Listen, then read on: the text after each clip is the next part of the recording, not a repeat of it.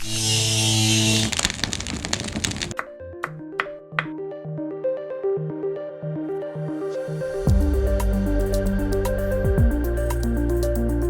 je vais commencer moi parce que c'est moi qui les vois, enfin, j'essaye de les voir le plus tôt possible, puisqu'on sait, grâce aux travaux de ces 10 dernières années, que les douleurs neuropathiques post-opératoires sont pas exceptionnelles, mais sont assez fréquentes. Donc l'objectif, c'est de les repérer le plus précocement possible pour les prendre en charge. Et si malheureusement la prise en charge est insuffisante, les adresser à Marguerite pour une prise en charge plus large.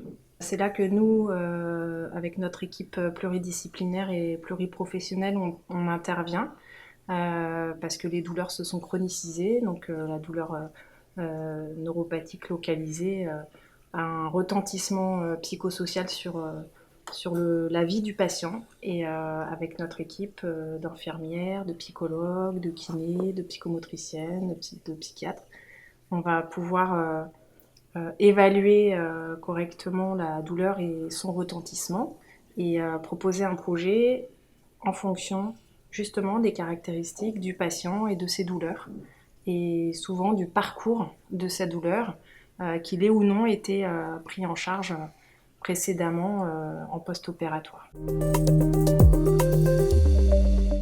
Déjà, il y a l'accordage, comme on l'utilise en termes d'hypnose, c'est d'écouter le patient. L'écouter, lui, non seulement décrire ses symptômes, parce que ça c'est très important, on le sait pour les douleurs neuropathiques, mais tout ce qui accompagne ces symptômes. Donc il faut le comprendre.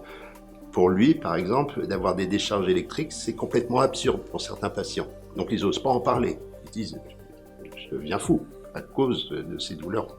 Et ils ne peuvent pas comprendre, on ne les a pas prévenus, que c'était un symptôme qui pouvait apparaître après une intervention.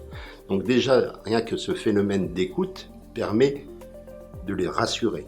On va intervenir à plusieurs pour adapter ce qu'on peut proposer à ce que le patient nous raconte, à ce qui est le plus important pour lui, aux objectifs de vie qui sont pour le moment en stagnation, à son système de valeurs. Et on va proposer à certains des thérapies très manuelles, très orientées sur la perception du corps, la perception sensorielle. Et puis à d'autres, au contraire, ou en accompagnement, tout un travail psychologique sur ce qu'il y a derrière cette douleur, la colère qu'elle a engendrée, l'impact dans la famille, dans la profession, dans la fonction. Et bien sûr, tout ça accompagné de traitements médicamenteux ou de techniques psychocorporelles qui vont les aider à accueillir, à accepter cette douleur, mais avec des coups de pouce chimiques qui sont très souvent nécessaires. Quelqu'un qui a une arthrose du genou, il a des douleurs depuis de plusieurs années. Il vient consulter le chirurgien parce qu'il a des douleurs et le chirurgien va l'opérer parce qu'il y a une arthrose, enfin une arthrose du genou. Donc il va l'opérer. En post-opératoire, que ce soit en post-opératoire immédiat ou même à 3 mois, quand on rentre dans les critères de la douleur chronique, ça va être très difficile de différencier les douleurs qui existaient avant la chirurgie des douleurs qui surviennent après la chirurgie. Donc ça, c'est encore un gros dilemme qu'on a de tout médecin de la douleur. Et ça prend du temps, ça. Parce que le patient ne sait plus trop ce qu'il avait avant la chirurgie. Donc ça prend du temps de remettre à plat les différentes caractéristiques des douleurs et savoir ce qui existait avant, ce qui est survenu après. Donc c'est au moment de la consultation qu'il va se poser ces questions-là avec nous, et donc ça prend du temps.